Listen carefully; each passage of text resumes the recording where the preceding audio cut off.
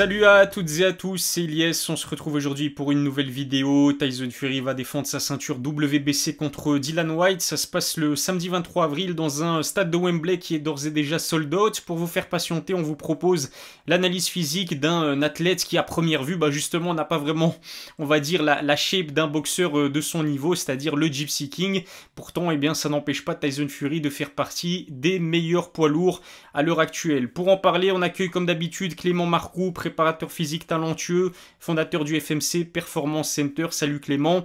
Je t'annonce déjà que j'ai plusieurs questions à te poser, donc j'attends vraiment ton analyse avec beaucoup d'impatience. Salut, Yes déjà. Tyson Fury, c'est une anomalie. Hein. C'est une anomalie, on va en parler avec toi tout de suite. On va commencer avec quelques chiffres comme d'habitude. 2,06 m, plus de 120 kg, voilà les chiffres justement qui concernent Tyson Fury. On va dire que contrairement à un Anthony Joshua ou peut-être un Deontay Wilder, sa masse musculaire elle est très peu présente. Son père John Fury a dit d'ailleurs hier en conférence de presse que son fils était en fait un espoir pour toutes les personnes qui comme lui n'étaient pas gâtées par la nature. Bref, c'est quoi ton avis sur le physique du Gypsy King? Ah ben, son physique, alors après, il faut pas confondre, c'est pas parce qu'il est pas esthétique qu'il n'est pas musclé. Il a quand même une masse musculaire qui est assez développée. Maintenant, il a beaucoup de tissu adipeux. Et en fait, quand on appelle dans le jargon sec, on paraît beaucoup plus volumineux, tu vois. Par exemple, Joshua, tu as l'impression qu'il est beaucoup plus volumineux que lui, alors qu'il fait plus de. Son dernier combat, il me semble, il faisait 20 kilos il y a quasiment 20 kilos d'écart. Je crois qu'il était faisait 128 kilos, Tyson Fury, dernièrement. Donc, il est vraiment énorme. Hein. Et donc, voilà, c'est sûr que par contre, il n'a pas une bonne génétique comme on l'entend. C'est-à-dire dans le sens où, effectivement, il a de la facilité à prendre du gras. Et, et peut-être qu'il a de la difficulté à en perdre, visiblement aussi. Il perd du poids, mais il conserve quand même son gras. Donc oui, je vous comprends ce qu'il veut dire son père. Maintenant, c'est un athlète quand même qui est hors du commun. Hein. Tout à fait, ouais, on va en parler justement dans cette vidéo. Juste avant, est-ce que, Clément, on a le droit de dire que Tyson Fury, c'est peut-être la contradiction parfaite avec ce à quoi devrait ressembler un athlète de haut niveau, et en l'occurrence un boxeur de son niveau? Ah oui, complètement. Là, il n'y a pas de débat à avoir. Hein. De toute façon, tu vois son physique et tu vois le physique comment ça s'appelle, de d'autres champions poids lourds dans d'autres disciplines. Il y a pas de, c'est le seul qui est vraiment de ce type. Hein. Mm. Pratiquement même, on va dire, presque dans l'histoire de la boxe. Hein. Mm. C'est très rare de voir des personnes dans cette situation. Alors, bien sûr, il y a eu des cas. Hein. Il y a eu des David Tua, tu vois, il y a eu des Mark Hunt, etc. Mais c'est quand même rarissime. Quand tu vois, par exemple, Bader Hari ou quand tu vois Rico, Joshua, Rico, Francis Francis. Ngannou, Cyril, ben, c'est des mecs qui ont des qualités, ils ont des physiques qui sont incroyables. Donc oui, quand tu le vois, tu te dis, ce mec, il a jamais fait de sport de sa vie. Ça, c'est indéniable que tu te dis ça. Ce qui est marrant avec lui, c'est qu'il a aussi beaucoup d'autodérision. Par exemple, il y a quelques heures, j'ai partagé une vidéo de lui sur Twitter, et en fait, c'était avant son rematch annulé contre Vladimir Klitschko, où Tyson Fury retire son t-shirt et dit à Klitschko, mais c'est la honte, t'as perdu contre un gros lard. Je reprends ces termes exacts. Donc c'est vrai qu'il a aussi beaucoup d'autodérision, et c'est ce qui est marrant avec lui. On sait qu'il a aussi changé de style depuis qu'il est coaché par l'américain Sugar Hill, mais il a montré par le passé que c'était un boxeur qui pouvait se déplacer dans un ring comme un véritable poids moyen. Pourtant, Clément, j'ai toujours entendu dire qu'il fallait, on va dire, avoir un centre de gravité bas pour être rapide et aussi avoir des appuis les plus fermes possibles, un peu comme les sprinters par exemple. Ça aussi, c'est une anomalie de voir un Tyson Fury de plus de 2 mètres, encore une fois plus de 120 kilos, se déplacer aussi bien dans un ring. Ce qui est incroyable surtout, c'est que euh, déjà, il a sa plus grande force à Tyson Fury, c'est sa décontraction. Ça, c'est indéniable. Mark Hunt avait la même. Hein. Mark Hunt, il était vachement relâché quand il combattait. Ça lui permettait de faire des synchrones. Hein. Alors que physiologiquement, quand tu voyais Mark Hunt, en plus, il était très petit. Mais, et du coup, cette gestion de l'effort lui permet d'avoir une économie d'énergie qui est incroyable. Ensuite, hein, il a un facteur. C'est quelqu'un qui s'est quasiment entraîné toute sa vie en surpoids. Et je me suis rendu compte à la salle que les individus que j'avais récupérés qui étaient en surpoids, je parle d'obésité, hein, carrément, hein, et quand ils perdaient du poids, ils avaient des cardio de dingue. En fait, on suppose, hein, après, il n'y a pas réellement d'éléments qui sont venus en tout cas, le certifier. Maintenant, c'est quand même des observations de terrain qui sont à prendre en compte. On s'aperçoit qu'il y a des individus, je pense, le fait de t'entraîner avec 20 ou 30 ou 40 kilos supplémentaires pendant un laps de temps très long, je pense que ça va créer des phénomènes compensatoires, des phénomènes de surcompensation, du coup d'amélioration, qui font que quand après ben, tu évolues à un poids qui est bien inférieur, ben, tu as un cardio assez relevé. Et il y a beaucoup de combattants qui m'ont témoigné qu'ils étaient des anciens obèses, qui étaient réputés pour avoir ce type de cardio. On peut le voir même avec Alexander, tu sais, Mhm. le combattant des moins de 66 kilos, qui pesait 97 kilos quand il faisait du rugby. Et ça, et tu vois, maintenant, pourtant, c'est un petit crapu, mais il a un cardio de malade. Et tu vois, ben voilà, ben je pense que ça rejoint ça, parce que Tyson Fury, à un moment donné, il était à combien? 180 kilos, je crois, C'est ça. quand il a fait sa dépression. Donc oui, oui, quand il a repris le sport, donc il était à 160, 170. Il a fait beaucoup de sport à 140, 145.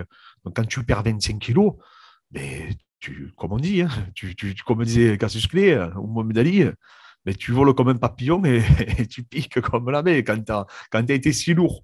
Il doit se sentir, parce qu'il a une agilité, une vitesse d'exécution. Après, il y a la typologie des fibres musculaires, etc., hein, qui a une incidence aussi significative.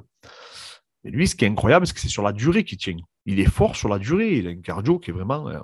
Et il a un mental aussi, que ça Mhm. suit. C'est pas un stressé. Déjà, quand tu n'es pas stressé, à partir de là, c'est vachement complexe de te faire épuiser. C'est vrai qu'après sa victoire face à Klitschko en 2015, on l'a déjà dit, hein, mais Fury a malheureusement sombré dans une dépression, donc il a trouvé refuge dans l'alcool, la drogue, la nourriture aussi, ce qui a fait que, d'après lui en 2017, et comme tu l'as déjà dit, il pesait 180 kilos, c'est vraiment énorme même pour un gars de sa taille. Il explique donc ensuite que son entraîneur à l'époque, Ben Davison, elle a obligé à passer par une diète cétogène, un régime cétogène on va dire, et ça se serait montré efficace puisqu'il aurait perdu une vingtaine de kilos en quelques semaines seulement. Explique-nous Clément, c'est quoi une diète cétogène? La diète cétogène, c'est une diète qui est popularisée parce qu'en fait, bon, c'était utilisé beaucoup par les diabétiques, tu sais, mais pas que, hein. Mais en fait, c'est une diète qui est faible en glucides, donc en source de sucre, hein, pour vulgariser, et qui est riche en protéines et en lipides, donc en graisse. Et en gros, le fait de consommer, je crois, c'est entre 30 et 50 grammes de glucides par jour, mais le corps va utiliser donc, le glycogène, donc le glucose qui va être stocké à des endroits précis, hein, comme le foie, par exemple, ou les muscles. Et le cerveau est un gros consommateur de sucre. Et en fait, ce qui prend le relais du coup de ce sucre, c'est les corps cétoniques. Et le fait d'augmenter les lipides et du coup la protéine, ça va avoir une incidence sur la production de corps cétoniques. Donc voilà, la diète cétogène, en fait, c'est une diète qui est très riche en protéines, qui est très, très riche en lipides, donc en graisse, et qui est faible en glucides, que je ne la recommande pas du tout. Moi, je l'ai pratiqué. Je ne la recommande pas du tout parce qu'elle engendre quand même. Il y a des gens qui ont des regains d'énergie, mais c'est quand même assez rare. Et il faut savoir que le cerveau a besoin d'énormément de glucides. Et les chiffres sont entre 80 et 130 grammes par jour pour donner une idée aux gens. Après, il arrive à trouver des ressources, hein, le cerveau, comme je dis, il peut se nourrir des corps cétoniques, mais c'est quand même assez complexe. Hein. Ce n'est pas un processus qui est anodin. Et après, ça engendre aussi ben, des constipations, répétitions, des maux de tête. Enfin, voilà, il y a aussi. Voilà. Moi, ce n'est pas une diète que je recommanderais pour quelqu'un qui fait du sport de haut niveau. Maintenant, c'est vrai que les résultats, des fois, sont assez impressionnants quand on coupe les glucides. Effectivement, c'est une ressource d'énergie un peu comme de l'essence. Donc, automatiquement, la baisse de poids peut être significative dans un laps de temps très court. On sait maintenant ce que c'est qu'une diète cétogène. Alors je ne sais pas si le Gypsy King s'y prend toujours de la même façon. Ce qui est sûr, c'est que depuis son rematch contre Wilder, il travaille avec Greg Lockhart. Je ne sais pas si tu le connais, mais c'est en tout cas une référence en termes de nutrition sportive aux États-Unis. Greg Lockhart explique en fait que Tyson Fury peut être amené à consommer jusqu'à 4500 calories par jour. C'est ce qui lui a permis par exemple d'arriver au plus lourd de sa carrière à son dernier combat, c'est-à-dire 125 kilos en tout cas à la pesée. Est-ce que le fait de le voir arriver aussi lourd lors de ses récents combats, c'est une stratégie que tu trouves intelligente pour un boxeur de sa taille et de son gabarit, encore une fois? Ah ben oui, parce que non seulement ça lui permet d'encaisser encore mieux les coups, mais il fait de plus en plus mal. On se rend compte que maintenant qu'il est beaucoup plus lourd, il est beaucoup plus efficace. Étant donné qu'il a conservé quand même sa vitesse et sa précision et son relâchement, ben là maintenant, voilà, c'est un type de plus de 120 kilos qui te frappe Donc il est très grand, donc c'est compliqué. C'est pertinent, moi je trouve que c'est pertinent, surtout qu'il consomme beaucoup de calories, j'ai vu. Donc il a beaucoup de ressources d'énergie, donc il peut supporter une charge d'entraînement qui est assez considérable. Donc c'est très intéressant. Je trouve que dans ce sens-là, c'est beaucoup plus intéressant que les gens, tu sais, qui font des diètes ultra strictes et qui fragilisent du coup leur athlète.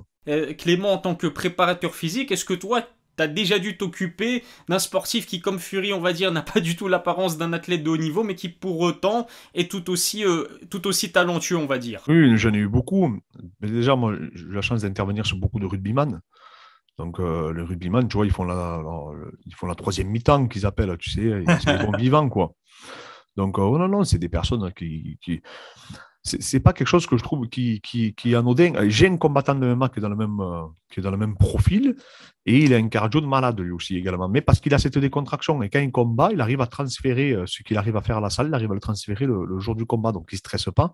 Donc il te donne vraiment cette illusion de facilité, de décontraction et du coup, en quelque sorte, de consommation d'énergie qui est vachement restreinte par rapport à quelqu'un qui pourrait, comme moi, où je vais être un peu stressé, par exemple, ou comme tout le monde, quoi, comme la majorité des personnes. Il y a très peu de combattants qui sont pas stressés, tu vois, en combat. Et oui, oui, oui, j'en ai un à qui je pense qui effectivement, et en plus de ça, fume, etc. Donc normalement, il ne devrait pas avoir un cardio plus développé que ça, mais bien au contraire. Il a un sacré cardio, et c'est vrai que c'est même déroutant, parce que quand tu vois quelqu'un que tu as l'impression qu'il est obèse, mais qu'il a un cardio, et tu te dis, mais il ne sera jamais fatigué, ce gars-là, c'est quand même déroutant. C'est particulier, tu vois. C'est rare, parce que souvent, quand même, on s'aperçoit que les personnes qui ont une hygiène de vie qui n'est pas irréprochable n'arrivent pas à atteindre le très, très haut niveau. Ils ont du talent, mais automatiquement, ils n'arrivent pas à avoir cette agilité qui leur permet d'être des grands de leur discipline. Maintenant, tu as des gens qui viennent un peu le contredire, tu vois, qui aiment la vie et qui arrivent, tu vois, comme il s'appelle le poids lourd Taivusa, Mhm. je pense qu'ils boivent vraiment des bières, tu vois. Donc voilà, c'est. Non, non, après, ils ont des facilités. Souvent, les gens talentueux, tu sais, c'est pas ceux qui s'entraînent le plus, hein. Donc, automatiquement, ils aiment la vie, etc. Et quand tu vois, quand tu t'entraînes 3-4 fois par semaine et en mangeant plus ou moins ce que tu veux, tu arrives à rivaliser avec des mecs qui s'entraînent 2 fois par jour et qui mangent à l'année correctement, mais pourquoi tu irais te prendre la tête au final c'est compliqué, tu vois. Quand tu es talentueux, c'est compliqué C'est la différence, beaucoup de footballeurs disent, entre Lionel Messi et Cristiano Ronaldo. Il y en a un qui c'est un gros travailleur, l'autre c'est un génie. Et Ronaldo est obligé, lui, même s'il est talentueux, de mettre en place tout un contexte professionnel autour de lui pour être le meilleur athlète dans sa discipline. Donc voilà, et c'est sûr que c'est un peu ingrat, hein. Mais voilà, ça donne espoir en tout cas à tous les gens qui, comme il dit, Tyson Fury et son père, hein, ça donne espoir à tous les gens qui sont en surpoids. En tout cas, merci Clément. Comme d'habitude, c'était vraiment très intéressant. Rendez-vous le samedi 23 avril pour voir si Tyson Fury va défendre avec succès sa ceinture WBC face à Dylan White. Je précise, n'oubliez pas de vous abonner aussi à la chaîne de Clément Marcoux. Je mettrai le lien, bien sûr, dans la description. Encore une fois, merci Clément et à la prochaine pour une nouvelle analyse physique.